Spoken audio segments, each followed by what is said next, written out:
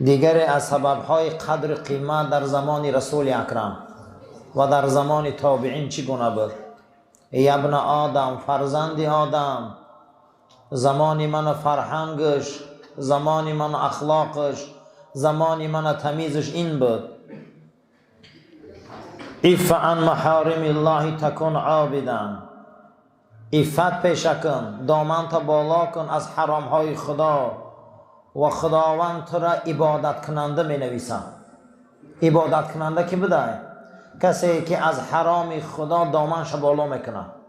آدم لوی دایره بیاید، از دایره گذشتن چیکار میکنه؟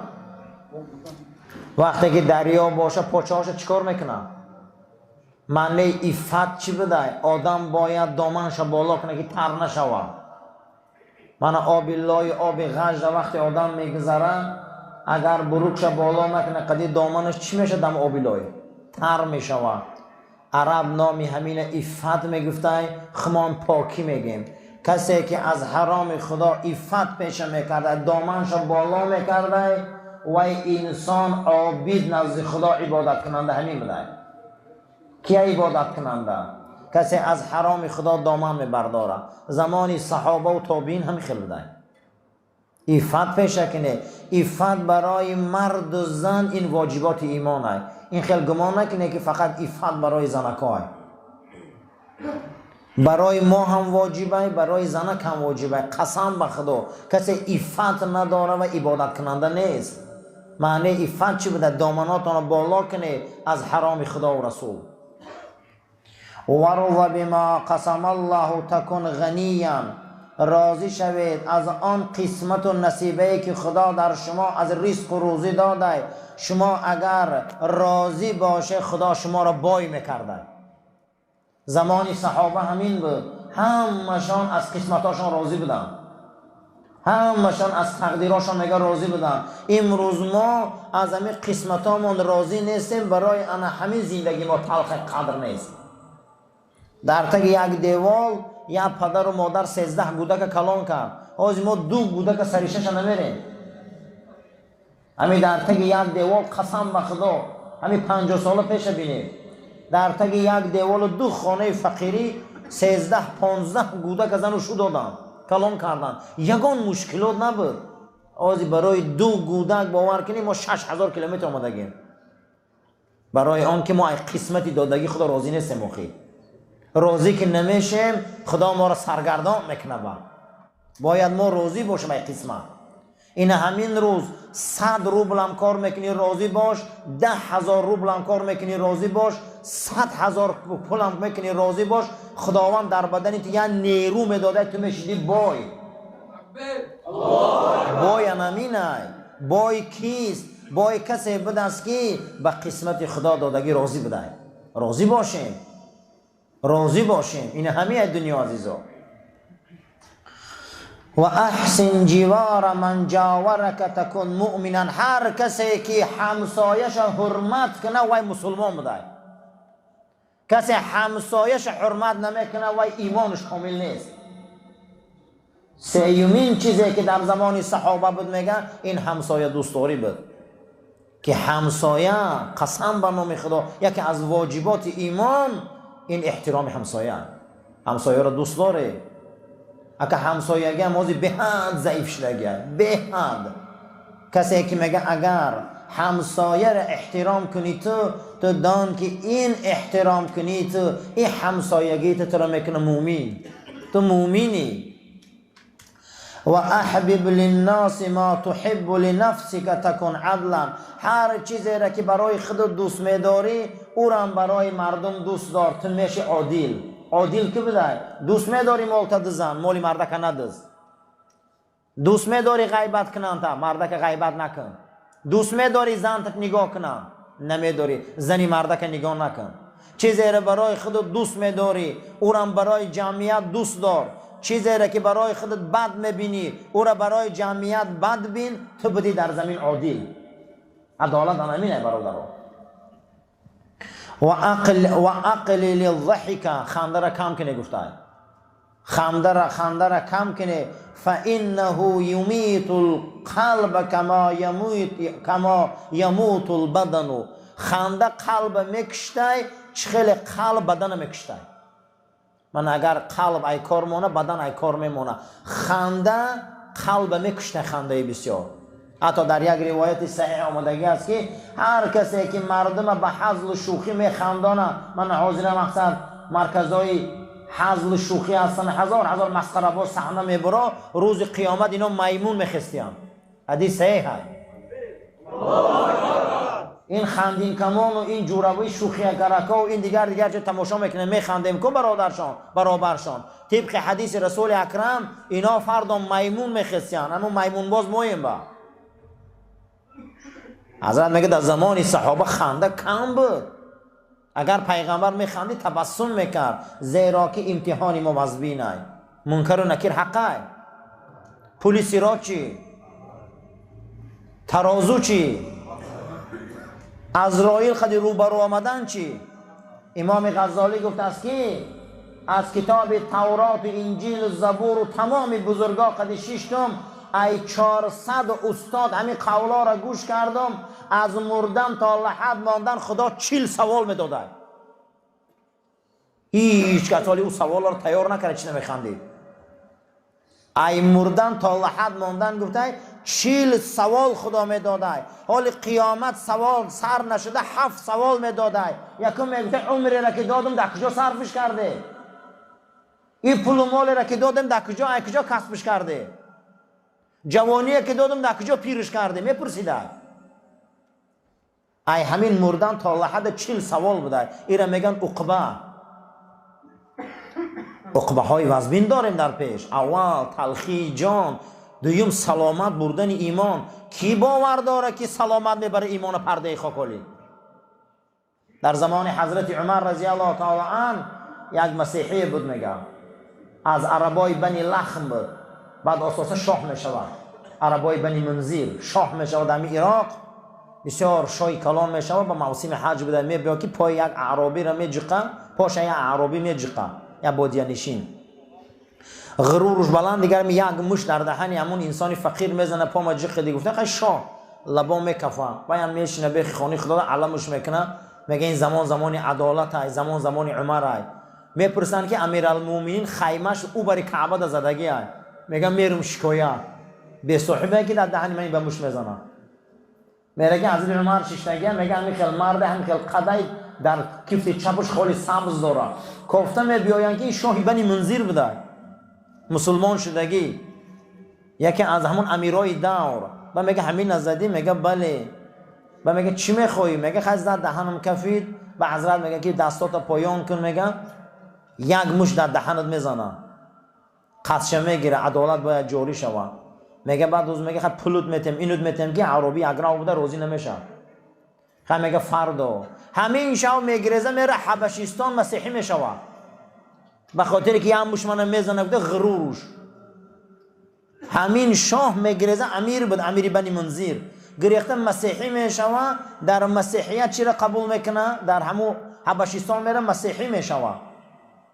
وقتی مسیحیت قبول میکنه، وقتی مسیحیت قبول کردن در آخری عمرش میشوه. با آخری عمرش میشوه میگه تنصرت فی آخری عمری، در آخر عمرم مسیحی شدم، کاش که میموندم همون اعرابی در سرم به شطه میزدم، من به ایمان میمردم.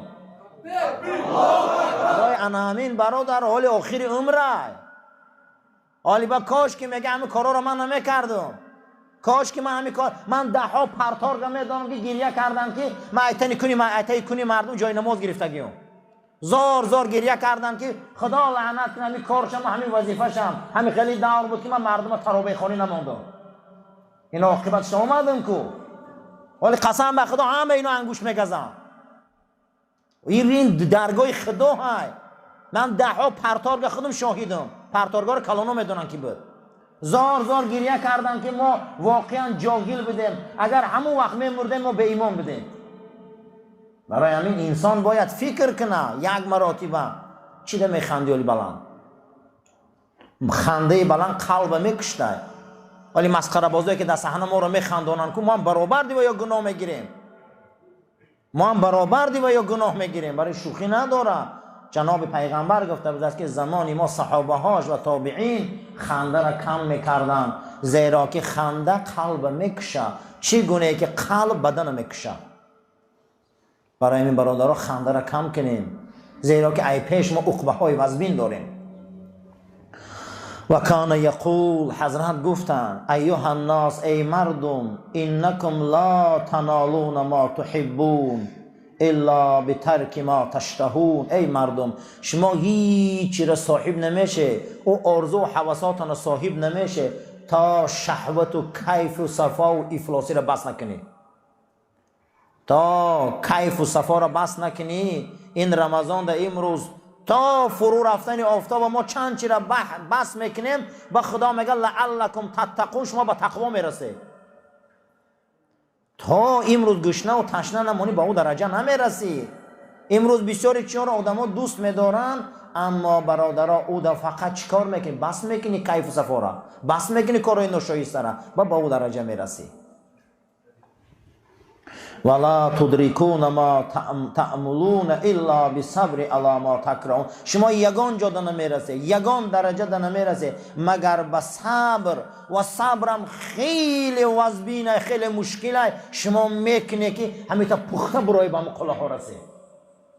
صبر این شوخی نیست. من رمضان ماهی صبره. رسول اکرم چند صبر کردن صلی الله علیه و سلم. این راه صبره. میخواید که به مقصد رسی، تا صبر مکتب شد نگذری نمیرسی. این حاصل صبره. انم که صبر میکنی، تحمل میکنی، از همون غوره تلخک ترشک میشه، او شیرینک میشه، او خامپز میشه و به میپزه، به او حلوا میشه و میغلطه. همین کسل هم همینه برادر، وقتی بیمار میشه تیز ارجان ندوی اخی. همین رنگی سیوه همین کسل هم. همون روز گله پگه غمچه میشه و پگه همون داویچه میشه و یه روز وقتی میبرو میره همون کسل هم. هیچ که کسل برو آوردن نمیتونه، قسم به خدا. این کسل خدا میبرو را. برای بزرگا در کتاباشون آوردن که دردی که در بدن شما میرسه، شما بسیار زیقی نکنه. وای رنگ همین گلی نو برآمدگی همون ساعتش که به خودش میغلطه میره. حتی که صوفیان ثوری کسلای همین لنگ میشه گریپای حاضرن به حضرت محلول میبیارن، شیر عسل نگاه میکنن، میگه وای بر حالت صوفیان، وای بر حالت. همین یک روزه کسل طاقت کردن نمیتونید. میگه گیره ملحم تو نه پیشون. گفته چی باخی؟ در پیغمبر خدا گفت که یک روز اگر کسلی را طاقت کنه، خدا دو ملائکه را راهی میکرده که شاهد باشه چیکار کرده است. میگه شکر کرده است ای خدایا. میگه اعمالش بره تازه کنه، گناه نداره دیگه. آدمای کسل، آدمای بیمار چه کسلیاتون تبابت هم نشوه. شما یک روزی صبرتان تمام اعمالی بدی شما را میسوزونه. با اون شرطی که صبر کنید. دو ملائک پیش کسلی آمده میسوده. می نویسن چیکار کرده است؟ این سرش در کرد، دندانش در کرد. خدا چیکار کرده است؟ به حق راضیه. میگفت تقدیرش. میگفت اعمال چگیره، من شاهدیت تازهش کنه چی نمونه. پیغمبر خدا وقتی بالای کسلی ها می آمدن میگفتن که جناب پیغمبر طهرک الله، ای خدا تازه کرده است. همین وقتی که آدم کسل میشده پیغمبر میگفت خدا تازه کرده است. الحمدلله تازه میشده آدم با کسلی.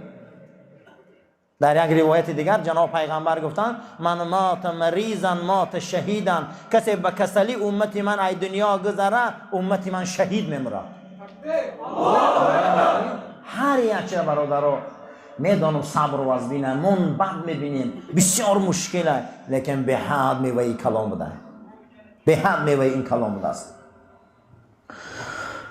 و کان یقول، حضرت گفت است که فرهنگ صحابه چگونه بود، فرهنگ زمانی ما چگونه بود. الصبر کنز من کنوز الجنه. صبر گنجینه از گنجینه های بهشت بوده. و انما یدرک الانسان الخیر کله بصبر ساعت. اگر انسان خواه تمام جنت صاحب شوه، یک ساعت هم باشه دنیا دا صبر کنه. همه جنت بهاش به یک ساعت صبر بوده. امروز الحمدلله ما 16 17 ساعت صبر میکنیم. چه خیر پگه جنت برای ما نصیبه. رمضان همین ماه های ماهی صبر این ای صبح صادق کی کم پیرش نغزه میبینه. کی زنش نقض میبینه؟ کی خوردن و نوشیدن نقض میبینه؟ کی نفس پرستی را نقض نمیبینه؟ حلال ای. لیکن به خاطر خدا 1 ساعت هم باشه گفته حضرت شما صبر کنه، صبر 1 ساعته گفته کلی بهای جنت ای. بهای جنت ای این صبر. و کان یقول، حضرت گفتن من اعطی درجه الرضا، میخوای که خدا شما راضی باشه؟ کی میخواد خدا از راضی باشه؟ همه. کفی المعونه، چیزی که در بالای سرش میبیان به همون بسندگی کنه. همین روز خدا 1 قاشق نمک داده به همون شکر کن. همین روز خدا 1 پیاله آب داده به همون شکر کن. قسم به خدا نعمتی که در ما دادگی دمی دوره زمان امیرالمومنین خون که نعمت نبود. خوب خدا ما را نعمت دادگی، خوب خدا ما را نعمت داده، ای 4 طرف ما نعمت داده. مگر خدا در نعمتی دادگیم شما راضی باشه؟ من ای شما راضیم. نعمتهای ما خیلی فراوانه امروز. و من کفی المؤن صبر علی المحن، اگر خواه کسی که در این چیزی دادگی خدا مقصد دیگه راضی باشه، در تمام مشکلات بالا آمدگی صبر کنه، پروردگار صبر اینه چکار میکرده؟ منحت میکرده. ما یک کلمه داریم محنت، یک کلمه داریم چی های؟ محنت. همین محنت نیش اول میمونیم، حش بعد نه میشه منحت. منحت چی بده؟ تو محنت میکردی، صبر میکردی، خدا تو منحت میداده. منحت چی بده؟ بلندترین درجه رضاگی خدا. خدا را میداده، تو را منحت میگفتیم. خدا ما را همون درجه بالا دمیتیه. این به چی بده است؟ همون دادگیش را شکر کن، همین بودگی را خور، بودگی را استفاده بر. خداوند بد میدیده انسانی را که بسیار طلب بکنه و ناشکره، بد میدیده. همین روز خدا اگر ما را همین تقدیر کنه، قسم به خدا همین رزق دادگی ما خوریم کو، قسم به خدا ای سر و گوشمان زیادیه. یک ثروتمند تا داشته بودن که خدا گوسفند در من داده و تیب میگه کلا گوسفند من کرده، شیر من داده میگه تیب به پرگی شیر من کرده، اصل خدا من داده من کرده، پول من داده میگه قسم به خدا من یگان رفته راحت کردن نمیتونم، برای که من یگان کلوبای معیشی در آمدن میتونم، من عرق نوشیدن میتونم، من چند کرات حاجیم، همه چی را داده میگه. همون روبایی که انگور نگاه کرده میسم میگه ما که نگاه کرده میسم نعمت ما.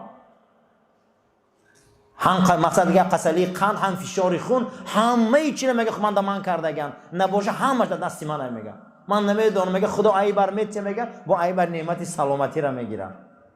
اما یا آدم در سلامتی داده ایو را نداده، با شکر کردن در کاره این نعمت ها را، صبر کردن در کاره. اکنون با درباره حدیث های مغفرت صحبت میکنیم. از عباده ابن صامت صحابه رسول اکرم روایت بوده است: من تعار من اللیل، کسی شب فرا میرسه، شب در میابه، بعد از فرا رسیدن شب میگه لا اله الا الله وحده لا شریک له له الملک و له الحمد و هو علی کل شیء قدیر. بعد از این دعا را میگه الحمدلله و سبحان الله و لا اله الا الله والله اکبر ولا حول ولا قوة الا بالله العلی العظیم. بعد از او میگه اللهم اغفر لی، خدای من بخش. او دعا میکنه، خدا گفته استجیب له، هر دعاهاتان من قبول میکنم.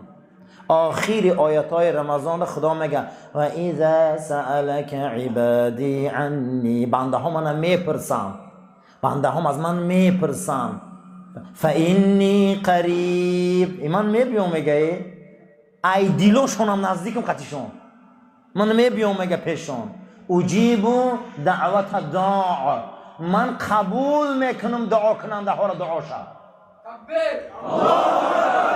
اجیبو دعوت الداع اذا دعان، وقتی او گریه میکنن، خواهش میکنن، از من میپرسن. 16 جا در سوره آل عمران خدا ربنا ربنا ربنا میبیاره و میگه در آخرش که اینی لا اضیع، من بیکار نمیکنم، من عمل عملا من ذکر و الانثى، اون مرد زن عمل میکنه کو من هیچ عمل بیکار نمیکنم، همه عملاشون مکافاتشون میتیم. معلوم است است که بعد این دعا آخر در عمل آمده است. قسم وقتای عملای قرآن گوش کنی را پگه میگیریم، این اعتکافا را پگه والله میگیره. یگان چیز در نزد خدا پشیمان نیست. صاحب تفسیر کنز میگه که مزدی کاری نیکان ضایع نباشد نزد حق، لا یضیع الله فی دارین اجر المحسنین. آدمای نکوکار در راه الله قسم به نام خدا مزد و مکافاتشون میگیرن، با نام اونها در تاریخ مهر میشود. انسان‌های بود، کوچه ها به نامشان بود، در پلا صورتاشان بود، هیکلا بود، این بود وی بود، اما بین 100 ساله در نیست شد. اما حضرت ابراهیم 10,000 ساله نامش میمونه، 1400 ساله از آن محمدی میمونه، 1400 ساله ابوبکر صدیق نامش میمونه. کسی در نزد خدا یک چی دو امور میگیره پگه؟ کنی یک از حج بین بره 10,000 سال پیش ابراهیم خلیل الرحمن میبیا این خانه را بنیاد میکنه، اما در 100 ساله امپراتورا نیست رفتن، نه اسکندر نام مونده، نه چنگیز، نه دیگرش، اما نامی ابراهیم در دنیا میمونه. بعد این نمازامون تا صلوات بر ابراهیم نفرستیم نمازا کامل نمیشود. بیا کاری خدا را کنیم، یک روز هم باشه کاری خدا را کنیم. بعد از اون میگه خدا میگه قبول میکنم. بعد این دعا فان توضع، اگر با خیز غسل گیره 2 رکعت نماز خانه نماز هم قبول بوده. کسی که بعد این دعاها چی نماز میخونده خدا میگه قبولش کردم. رسول اکرم صلی الله علیه و سلم در روایت بخاری در روایت طبرانی آوردگی بوده است که هر کسی که شب میشوه میگه بسم الله 10 بار، سبحان الله 10 بار، آمنت بالله 10 بار، کافر و طاغوت و ابلیس و بت‌ها 10 بار. خداوند میگفته است که در این از گناههای کردم خدایا من شرمنده ام. خدا میگفته اگر دوباره گناه در دست نزنه نو ای مادر به دنیا آمده. برای همین این دعاها را کنیم بعد شب در آمدن.